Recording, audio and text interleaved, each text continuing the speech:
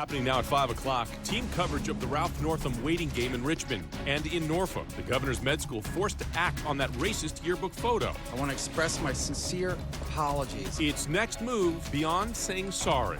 Ghost guns, homemade, untraceable, and easy to get. A local lawmaker now acting after 7 on Your Side's investigation. And resistance to no right turn on red. Could DC's effort to make pedestrians safer backfire? And we begin tonight with some breaking news, a rush hour nightmare in Arlington, right outside our ABC7 studios here in Roslyn. So we heard a loud boom here, and then emergency officials flooded to the area, and now Lynn Street is shut down. Our Tom Rousey live on the scene with what fire officials believe was a blown transformer. Right, Tom? That is the working theory at this point. We were just told a few minutes ago, Dominion Power, they got crews on the way to check this out. The whole area is shut down by police right now. You cannot drive anywhere near Lynn and 19th Streets. Pedestrians are allowed somewhat nearby, but the area they really want to keep people away from is that grate right there. Smoke poured out of that thing after everybody around here heard a loud boom right around 4 o'clock or a little after 4 o'clock this afternoon. Now, that boom was strong enough to blow out the lights of the Cosi to the right, the Cosi restaurant. Fortunately, I'm told nobody was hurt, but you can see this thing had some power to it. Other folks tell me they felt the ground shaking.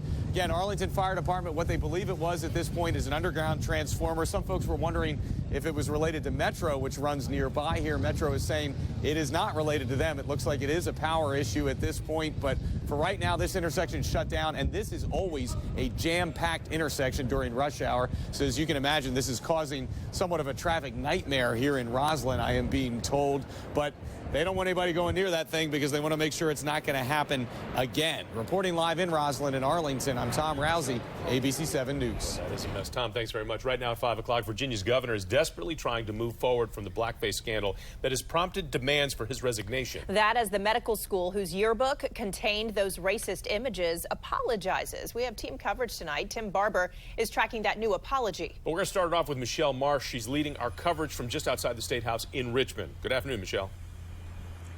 Well, Jonathan, good afternoon. And it appears right now here in Richmond, the protests have died down. But if time is the ultimate healer, it is clear 4 days not enough. That is how long it has been since the scandal first broke. The governor, who appears to intend on staying in office, will face an uphill battle when it comes to restoring trust.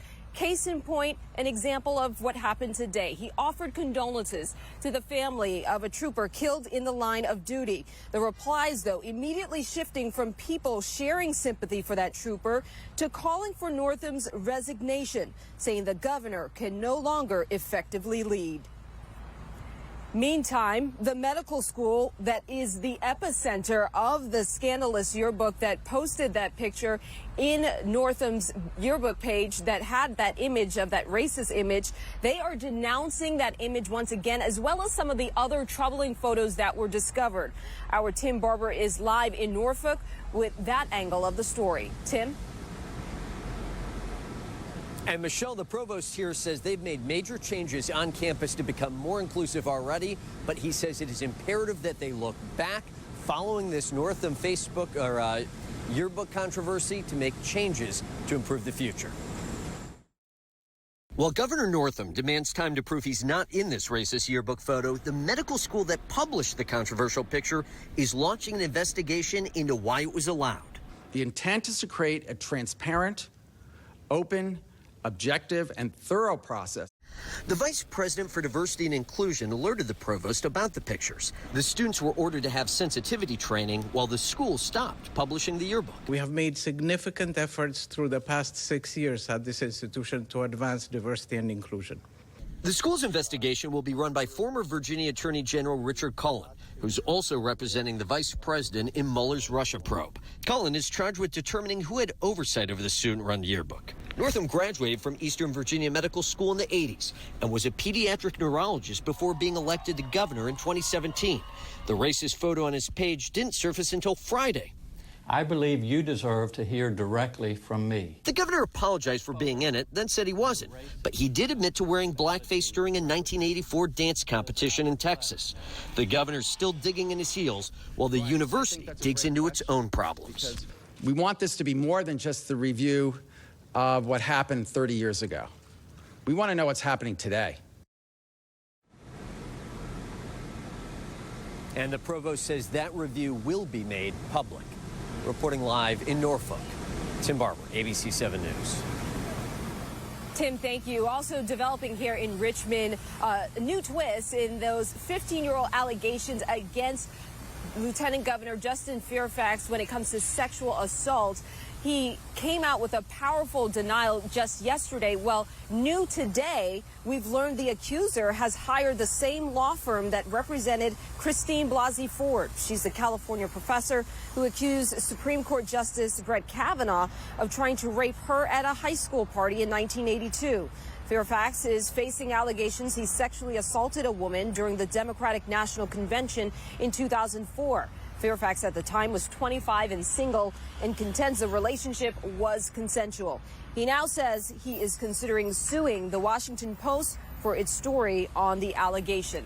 So I can tell you, while they are trying to get a lot of legislation passed inside the State House, it is far from business as usual. There are throngs of reporters trying to talk to lawmakers as they exit the chambers, and a lot of this is still festering. A lot of people have this top of mind, including lawmakers, how this state can move forward with these two looming controversies.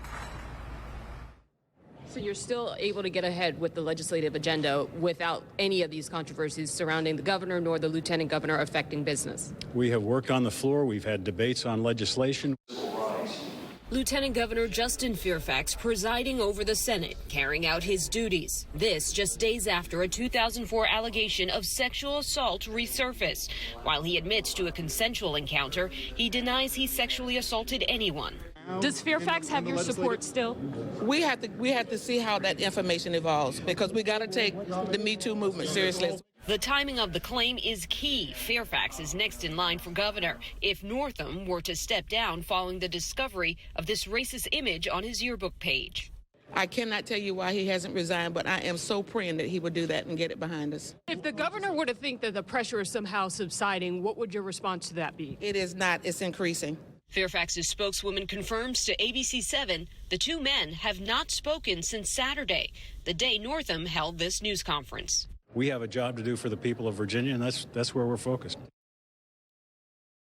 So the sentiment here from lawmakers really is they'd like to go about the business of the people, but with these two controversies still hanging over unresolved, it's pretty hard to do. That is the latest here in Richmond. I'm Michelle Marsh. Now back to you. Michelle, thanks. All right, now to the Hill, where 4 hours from now, the State of the Union address. And the big question for our region and really the nation is whether the battle over a border wall will prompt a state of emergency or possibly another government shutdown. Serena Marshall on Capitol Hill tonight with what we know at this hour. Serena? Alice and Jonathan, the president and the White House says the goal of the speech is to provide an inspiring vision of American greatness. But even before the president's given the speech, it seems unity is going to be hard to achieve. With the morning tweet, President Trump making clear his message for the second State of the Union, it's all about the border. Writing, "We have sent additional military. We will build a human wall if necessary. If we had a real wall, this would be a non-event." It will be a speech delivered to a divided Congress, and already it seems the parties have taken to their corners. The story of the last 2 years has been one of immense policy progress for our country. And on these four metrics, the economy, health care, governance, foreign policy, the state of our union is in need of drastic repair. President Trump responding on Twitter, writing, "I see Schumer is already criticizing my State of the Union speech, even though he hasn't seen it yet. He's just upset he didn't win the Senate." But Democrats did win the House, and sitting directly behind him during tonight's speech, the speaker who disinvited him from giving his speech last week due to the shutdown. Lawmakers have just over a week to avoid another shutdown, and while the president isn't expected to declare national emergency today, his message to lawmakers: get this done.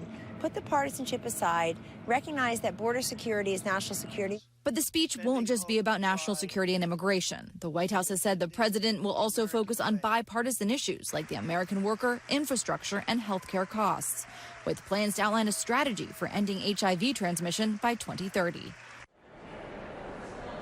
For the first time ever, the formal response to a presidential address given by an African-American woman, Stacey Abrams, who lost the governor's mansion in Georgia, speaking on behalf of Democrats, sending a key message on race and gender. Live on Capitol Hill, Serena Marshall, ABC7 News. All right, Allison. Serena Marshall live on the Hill for us today. Thank you very much for that. Now, a traffic watch alert for tonight's address. Take a look at this map we're about to show you here. The areas in red will all be off limits by vehicle, bike, even walking to everyone except authorized personnel, and that's starting at 5:30 tonight. The areas in purple, they'll shut down to all vehicle traffic starting at 7 p.m. Those roads will stay shut down until the presidential address is complete. And of course, you can count on ABC7 for complete coverage of this critical presidential address to Congress. Live coverage begins at 9 on ABC7 and WJLA 24/7 News. All right, I want to get you updated now on the breaking news that we're following. Happening in the evening rush hour, a transformer blew up along Lynn Street in Roslyn. As a result, the traffic became an absolute nightmare. Tom Rousey live tonight with an update for us. What's happening now, Tom? Well, the update is, thankfully, Jonathan, the traffic is back open. A few minutes ago, Arlington police told me Dominion Energy gave the all clear. This thing blew somewhere underneath this grate right here because smoke poured out of this after a transformer apparently blew underground here in Roslyn. There was so much force. Let me show you. The force came from underground and blew out those lights right near the new Cozy restaurant and an office building here. So it was pretty violent. Folks said they felt the ground shaking. It got everybody's attention around here. But apparently it is safe now, so they reopened the street to pedestrians and traffic. So things are back to normal here in Roslyn. Reporting live in Arlington, I'm Tom Rousey, ABC7 News. Tom, good news. Thank you. Now back to the tragedy in Central Virginia. A 4-year veteran of the Virginia State Police was killed during a drug raid that happened last night. It happened in Farmville, which is about 65 miles southwest of Richmond. Lucas Dowell was helping with a search warrant when a man inside the home started shooting. 2 other troopers returning fire, killing that man. Dowell died at the hospital. Nobody else was wounded. Dowell leaves behind his parents and a sister. A deep blow tonight for the Washington Wizards next season. As we learn, John Wall will miss a year on the court. The star point guard ruptured his Achilles tendon after slipping and falling at home. That injury takes about a year to recover. Wall was already dealing with a knee injury and an infection from that surgery. Our Robert Burton has more on this coming up a little bit later in sports. And coming up for us still at 5 o'clock, banning right-hand turns during red lights. D.C. says it'll make pedestrians safer. AAA, though, is warning that the plan taking effect this summer may actually backfire. Also ahead, the tense standoff caught on video. What happened when police came face-to-face with hostiles? Plus, a $500,000 heist from a hospital that is still being built, what was taken, and how police made arrests. And I'm Kevin Lewis live in Prince George's County, where a visual is being held in honor of those 5 children killed in a car crash over the weekend. A live report when ABC7 News at 5 continues. And good evening, everyone. We're talking about a pretty nice day out there today. Right now, we're at 68 degrees at Dulles, 71 for Arlington. It's a record day. We'll talk more about that and when we're going to cool down coming up in just a few minutes. Covering D.C. tonight and the hunt for a hit-and-run driver that's left a pedestrian critically injured. It happened around 2:30 this morning at the corner of 4th and T Streets in Northwest, not far from Howard University. Police searching for a black SUV with Virginia tags that they believe now has serious front-end damage. And happening right now, a community gathering to mourn 5 young lives lost in a horrific car crash. This Saturday morning wreck in Bowie killing 5 children, all members of the same extended family. Kevin Lewis is live right now in Morningside, where that vigil is underway right now. Kevin? And Allison, a crowd of about 50 has gathered here for the vigil. It's in this parking lot behind the Morningside Police Department and Town Hall. You can see people are holding balloons. I'm told at some point during the vigil, those balloons will be released in the air. The man behind the podium right now in the black pants and the black sweater, he's a local minister. He will be leading this vigil, giving a homily, plus sharing a few prayers. The 5 children killed, ages 5, 6, 8, 14, and 15 were ejected in the crash along Route 301 in Bowie. The driver and another adult passenger survived. Unlike the adults, the kids were not wearing their seatbelts when, for reasons still under review, the Chrysler Pacifica drove off the road and flipped multiple times in a snow-covered field. Maryland State Police is now leading the investigation. I'm told the vigil is being held here in Morningside on the opposite end of Prince George's County because surviving family members live in this town. There's also still a lot of car debris in the field, and loved ones felt it would just be too emotional to hold this vigil there. We're live in Prince George's County. I'm Kevin Lewis, ABC7 News. Kevin, thank you. Covering Montgomery County tonight and a high-priced theft. 2 men accused of swiping $500,000 worth of copper from a construction site. Now, the pipes and wiring were swiped from the site of the new Washington Adventist Hospital in the White Oak area. Police say that the thieves broke into a fenced-off work site 10 times over a 9-month period. Investigators say that they sold the copper at a scrapyard for pennies on the dollar. The 2 men connected to the crime scene using GPS information from their cell phones. Well, caught on video tonight, you could say it was an intense standoff with a surprise ending. Police in Duval, Washington sharing this online, saying the officers were called to reports of local hostiles. Take a look. Let's see your hands! Hands!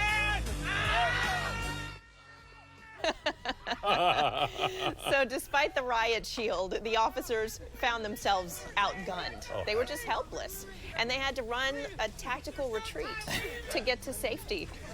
As long as they went home safely, it's all good. Right, There was only one casualty. Well, there it is. In the field of snow.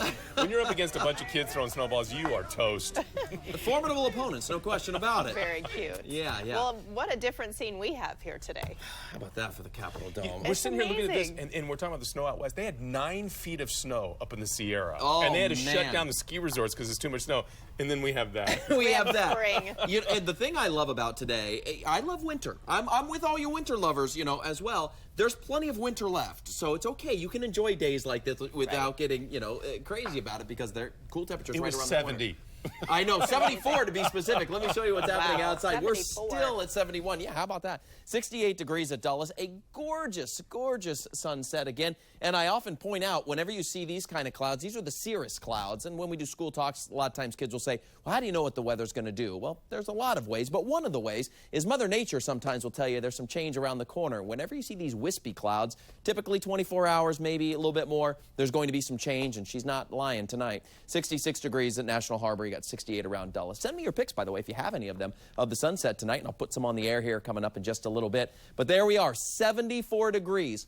45 is the normal. 70 was the record. So that is a record. Not only is it a record for the day, it's the earliest 74-degree temperature that we've had in almost 20 years. Got to go back to 2002 when it was 77 on the 30th of January to find an earlier 74-degree temperature. So there's our new record for today. Looking around the country, things are pretty quiet, at least in our area right now. So I want to run you through the Futurecast because tonight we have some clouds that will be kind of hanging out in the area.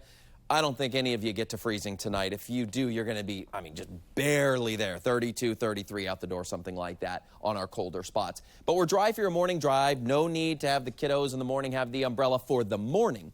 But by the afternoon, I expect some changes. Look at how cloudy it is tomorrow. Temperatures should be remarkable in terms of that change tomorrow afternoon to the tune of 20 to 25 degrees cooler. And look at by 3:30, 4 o'clock, we start watching some rain work through the area. Make sure your windshield wipers are working well because you'll probably need them tomorrow night this time. Driving home, some rain, moderate rain in spots. I don't expect any lightning or thunder. I just expect rain around our area out of this. I always take a look at that whenever we see some of these heavier returns. But that's going to be one of a couple of systems this week. So for the remainder of this evening, temperatures stay in the mid to upper 60s as we go into the next hour. We'll go to 62 by 7. A few of these clouds. A lot of these are these high-level cirrus clouds, not these thick overcast clouds that the icon looks like, but still clouds nonetheless.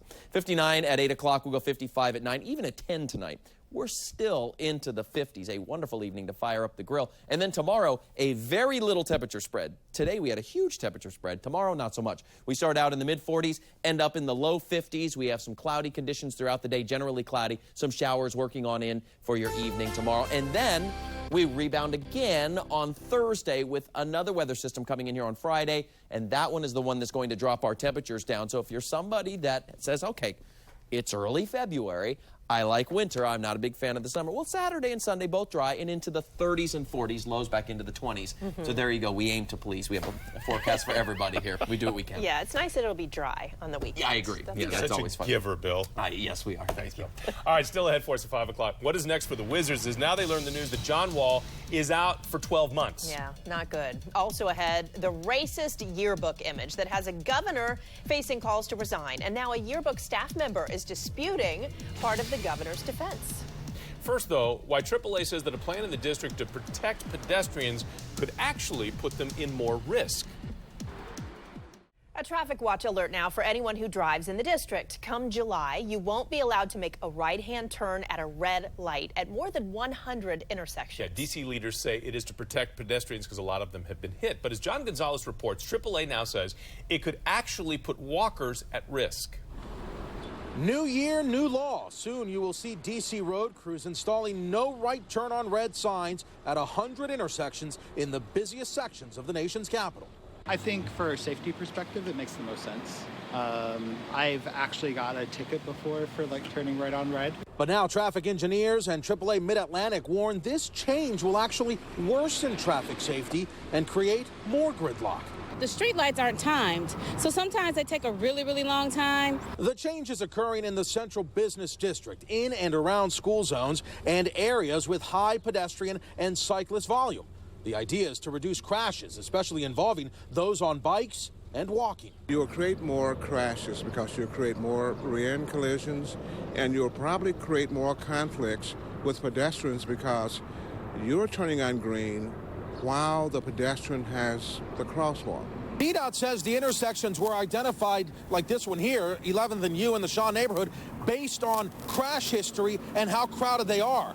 Yet some worry this new rule will create even more rule breaking. For example, someone speeding up, trying to beat the yellow. According to stats from D.C. police, 107,353 traffic crashes occurred in the district from 2013 to 15. Yet making a right turn on red was a factor in only 55 of them. I don't think that that's fair because people are accustomed to making a right on red for many years. As a D.C. resident, I'm used to making a right on red. In Northwest Washington, John Gonzalez, ABC7 News. Still ahead for us here at 5 o'clock. Months after the 7 on your side I-Team warning about so-called ghost guns, a local lawmaker now is taking action. First, though, a yearbook staffer speaks out about the racist image that has Virginia governor under fire. Why he is disputing part of Ralph Northam's defense. 5 people shot at this bus stop 24 hours ago. Perhaps we'll find out some reason why. I'm Sam Ford. That's the story coming up on ABC7 News. You're watching ABC7 News at 5 on your side. It was a chaotic scene we brought you as breaking news 24 hours ago. 5 people shot at a bus stop in southeast Washington. Well, tonight we are learning a little girl is among those shot. And that bus stop was packed because it was right at the height of rush hour. Well, tonight, D.C. Bureau Chief Sam Ford, he's back on the scene at the corner of Minnesota and Pennsylvania Avenues in southeast D.C. And Sam, is there any word on how the victims are doing and even what sparked that shooting in the first place? Well, actually, Jonathan, we haven't gotten any actual word from the police on how they're doing, but the police said that no one suffered any life-threatening injury. And also, we believe that we know that some of the people, at least, are out of the hospital already. A busy bus stop at Pennsylvania and Minnesota Southeast today. The glass from the shattered shelter has been swept up, but the outrage is still here. A gunman walked up to the bus stop in the 5 o'clock rush hour and sprayed the crowd with bullets. 4 men were struck, as was an elementary school-age girl hit in the arm.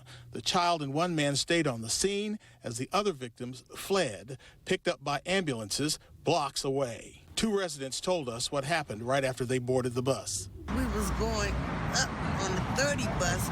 We could hear the shots going off, right? You heard the shot? Yeah, we heard it right where we were standing at. And it's truly a blessing that we wasn't here, that we was that we rolled out. The commander of the 6 district said her officers were right across the street when they heard the shots and responded. The gunman got away in the fleeing crowd. That bus stop is a bus stop where we have children coming from school, going back and forth from home to school. We have people who are working for the day getting home. As for a suspect, the case has developed. We do have a target person that we're looking at, and we believe that the case will close in the next few days. Now what you gonna do with the rock? word on the street is it started as a physical dispute. One man was physically assaulted and came here with a gun looking for revenge, and some innocent people suffered. Reporting from Southeast Washington, I'm Sam Ford, ABC7 News. Back now to that developing story in Richmond. Governor Ralph Northam refusing to step down 4 days into that blackface scandal. It started all on Friday, and on Saturday, the governor said he had never seen that picture before that appeared on his yearbook page, showing one person in blackface and the other wearing a Klansman robe. The governor saying pictures must have been mixed up. Now, a former yearbook editor says he doubts that. Myself and the people that I worked with, we took great pains to try and make sure that everything that the students submitted was kept together, and to try and prevent the wrong pictures from going on, or the pictures from going on someone else's page. Now, the editor says that at this point they have discontinued the publication of that yearbook because other troubling images were also found. They say there is an investigation underway right now to get to the bottom of all of this. That is the very latest from Richmond. We'll send it back inside to you. Michelle, thank you very much. And some other developing stories now. The Wizards learning they will be without their point guard, John Wall, for another year. The All-Star rupturing his Achilles tendon after slipping at his home. We're going to have more on that just ahead in sports. And right now, the first layer of security just went into effect for the State of the Union address. No unauthorized people are now being allowed on the Capitol grounds in the area you see on the map on the left side of your screen in red. That's all closed. The areas highlighted in purple will be off limits to cars starting at 7 o'clock. Everything stays locked down until after the president's speech ends and everybody has cleared out. And we're less now than 4 hours from the president's address to the nation. And among those in the audience, a father who lost his son in a terror attack. Brad Bell is at the White House tonight with his story. This photo captures the moment nearly 20 years ago, the last time Craig Wibberley's family saw the young sailor alive as he stood on the deck of the USS Cole. Craig's dad, Tom, remembers it like it was yesterday. That's my favorite picture. I took that picture of him as the ship was pulling out. On that very deployment, his son would be killed in the Al-Qaeda terror attack on the Cole in Yemen. One of 17 sailors losing their lives when a small boat packed with explosives blew a massive hole in the ship's hull. I'll never forget that. That was very hard. But Craig was a wonderful person. Tonight, the entire nation will remember the 19-year-old Navy man from Hagerstown and meet his father. Tom Wibberley, who lives in Boonesboro, is one of the White House guests for the State of the Union speech. Because in January, after all these years, a U.S. missile attack in Yemen killed Jamal al-Badawi, one of the masterminds of the attack. Oh, I was glad they got him. It is believed President Trump will point to the operation as evidence of his administration's continued success in the war on terror, but also speak about another Cole attack mastermind who has been jailed in Guantanamo Bay, Cuba for nearly 2 decades without being put on trial. Both the president and Wibberley want that process to move forward. It's not fair to the Cole families. It's been over 19 years since the ship's been attacked. Well, Mr. Wibberley had an opportunity to meet with the president in the White House earlier this afternoon. He says there wasn't much of a discussion. He'd got his picture taken, and he's very serious about his mission here. He's been working at this for a long time, and he is hoping that somehow his presence tonight and the speech, after all these years and all the pain, makes a difference. At the White House, Brad Bell, ABC7 News. Let's hope it does. Brad, thank you. We do invite you to join us tonight for a special town hall previewing the State of the Union. You can tune in tonight, 7 o'clock on WJLA 24/7, or you can watch it live on our website at WJLA.com. And coming up still at 5, Liam Neeson's explanation for his shocking admission as the fallout quickly grows. Also ahead, making untraceable goods with just some basic tools. It is a problem the 7 on Your Side I-Team warned you about last year. We're talking about guns here. Tonight, action is being taken to ban those so-called ghost guns. Welcome back, everyone. It is a record-breaking day today. We got to 74 degrees, so as we look at our forecast this evening, look at these numbers. We're sitting at 66 degrees here at 6 o'clock. We're eventually going to drop on down by tomorrow morning, probably here down into the 40s, but it's going to be well above freezing as we head on out tomorrow morning, and we have more days in our forecast that may bring us at least close to record conditions. Not this weekend, though. As we look at our weekend, we have a big cool down going to go to 39 degrees on your Saturday, 43 on Sunday. I expect it to be dry both days, but it will certainly feel like February. Those of you that love winter and you're not a big fan of mid-70s or early February, you don't have to worry. We're going to be cooling back down. We'll talk about some rain heading our way, when it arrives, how much you'll see, coming up in just a few minutes. Well, the robbery that was caught on camera in D.C., and we want to show you the video because police would like you to see this. It is disturbing, though. Here we go. You can see in this case the victim is standing with his back to the guy who then sucker punches him from behind, knocks him out cold, and drops him. This was right there on Good Hope Road 2 days ago. And then he gets pickpocketed by the other guy standing around. So police are looking for all these people, not only the guy who threw the punch, but the other ones that were picking his pockets. Now, we've posted this video to Facebook and Twitter, so please share it in an effort to try and catch these guys. Terrible. Meanwhile, thieves got away with millions in valuables at the mansion of a prominent Texas attorney. This is Monet, that's Renoir. So Tony Busby is running for mayor, and he says his children were inside when he found burglars in his home early in the morning. He says he aimed a gun at them, but it misfired, and the thieves got away. A lot of watches that I used to collect watches, took art off the walls that clearly had been in there several, for a while. Well, Busby, who has made no secret of his lavish collection, thinks the thieves got in through his garage. Just ahead for us, a vape pen explosion turns deadly. The warning the victim's mother needs you to hear. And I'm Robert Burton, live at GW. And where else can you find over 100 girls playing basketball, softball, gymnastics, and everything you can think of? Nowhere, because GW is a special place today. We'll have that coming up in sports. And coming up next, the lawmaker taking action against ghost guns after seeing a warning from the 7 on Your Side I-Team. Tonight, action being taken months after 7 on Your Side's warning about untraceable ghost guns. A Maryland delegate now crafting a bill to ban guns without serial numbers. 7 on Your Side government watchdog Nathan Baca first reported on ghost guns last May and shows what's happening today in Annapolis. Ghost guns are untraceable firearms in the hands of hobbyists, felons, and children. 7 on Your Side showed how easy it was to build a Glock 19 handgun with parts legally purchased online and assembled with household tools. It was after a story you had done and brought to my attention about a young man in Clarksburg who brought a ghost gun to Clarksburg High School. I had not really heard of them. And then, going on the internet and sort of Googling ghostguns.com and finding that you could buy the kit. Maryland House Majority Leader Kathleen Dumais represents Clarksburg and wrote a bill to ban possession of any gun without a serial number. It's, pretty frightening that somebody can order a kit online and then have a gun that is not traceable, doesn't have a serial number, no record of. Some online kit guns do possess serial numbers, including the one we built. Those would remain legal under the bill. The ban would also apply to guns created using a 3D printer. None are equipped with serial numbers. The bill would allow for possessing the electronic blueprints. The bigger problem in the country is that some of this should be done at the federal level. The House bill introduced Tuesday would make possession of an unserialized gun a misdemeanor, punishable with up to 5 years of prison. Will my bill stop someone who is a felon who wants to order a ghost gun from ordering a gun online? Unfortunately, the answer is no.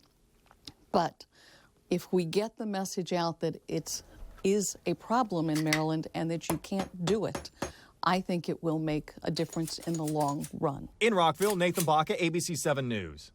Meanwhile, a former Maryland police chief facing charges involving machine guns. William Tyler is accused of taking machine guns across state lines without a license. Now, this charge coming just days after he resigned as the chief of the Taneytown Police near the Pennsylvania border.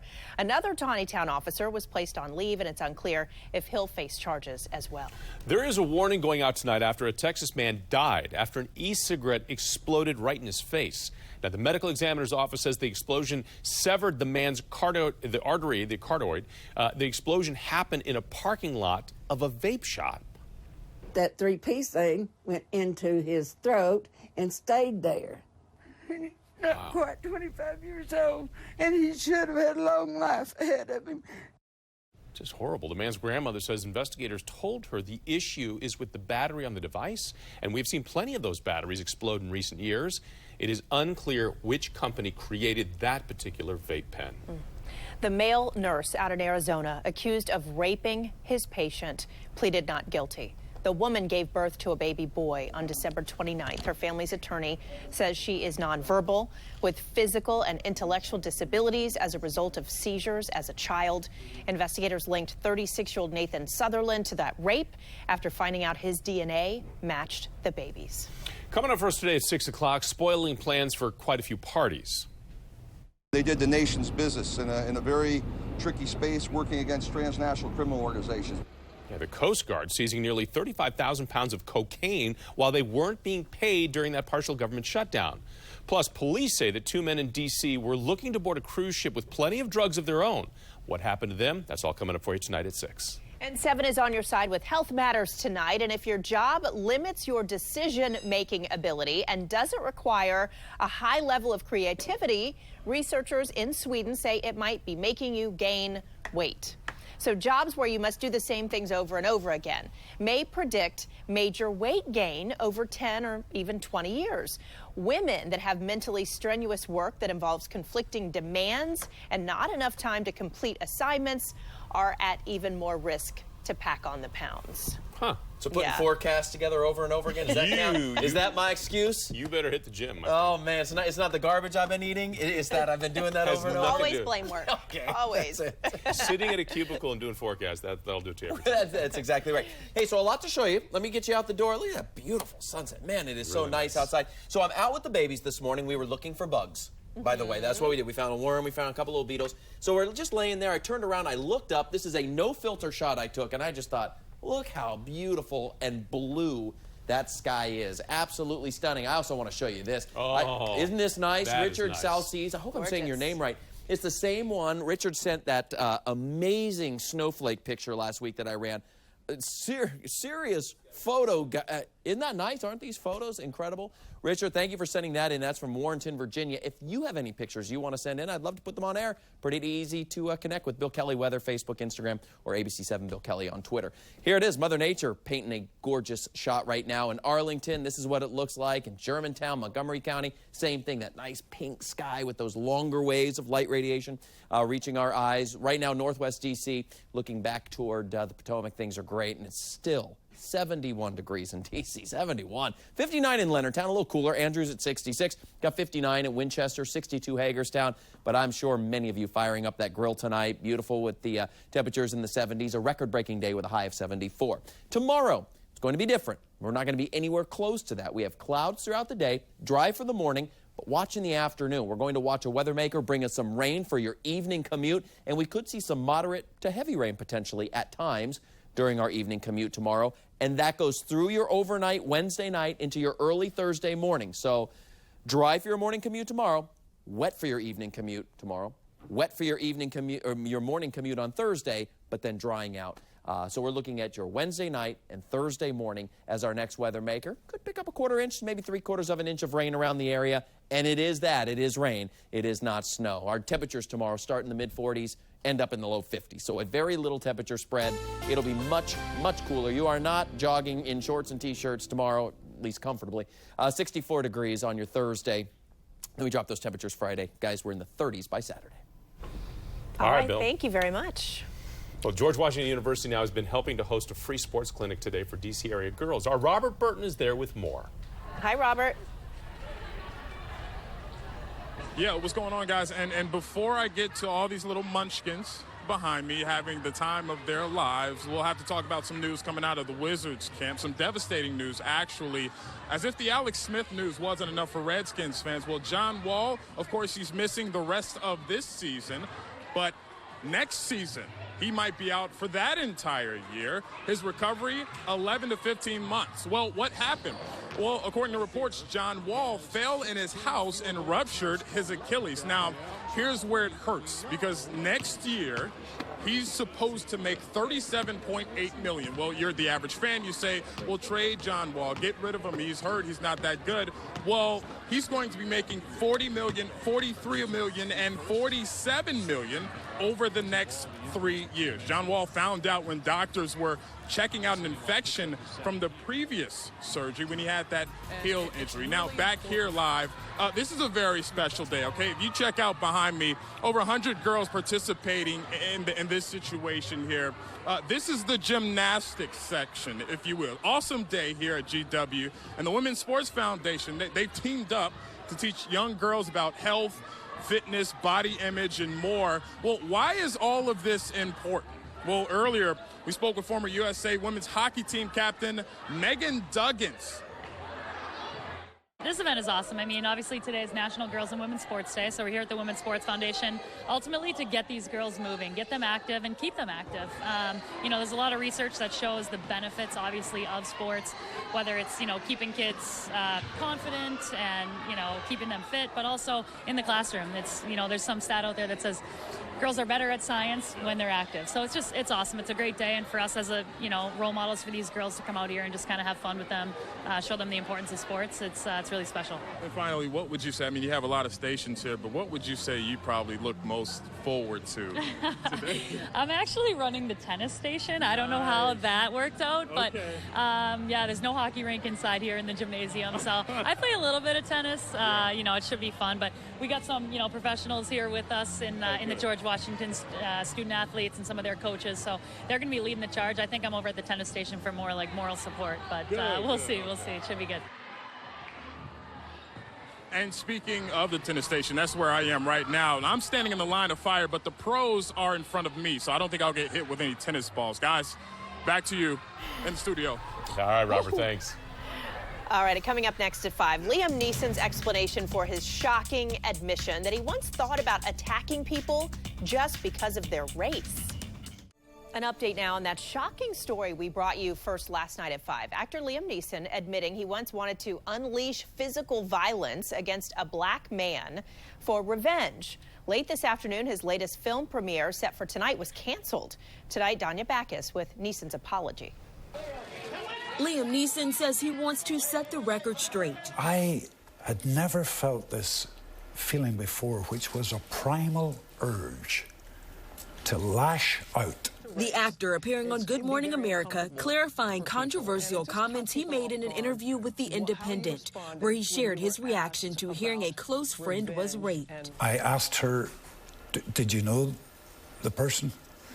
It was a man? No. His race? She said he was a black man. Neeson saying for days his anger led him to visit African American communities where he was hoping for a fight. So that I could unleash physical violence. The Taken Star's revelation was part of the Independent's interview about his new movie Cold Pursuit. Gonna kill him. Where he plays a man seeking revenge. Tuesday, Neeson telling Robin Roberts he realizes how awful his real-life plan for revenge was. I was trying to show honor to my stand up for my dear friend in this terrible medieval fashion. Saying he sought help for his rage. I went to a priest. And insisting he is not a racist. Explaining he also asked his friend about other physical descriptions of her attacker and says he would have had the same response to anyone. Oh, definitely. If she'd have said an Irish or a Scot or a Brit or a Lithuanian, I know I would have had the same effect. Neeson says this all happened about 40 years ago, and he's hoping this can be used as a teachable moment. Danya Backus, ABC7 News. Now at 6, the state...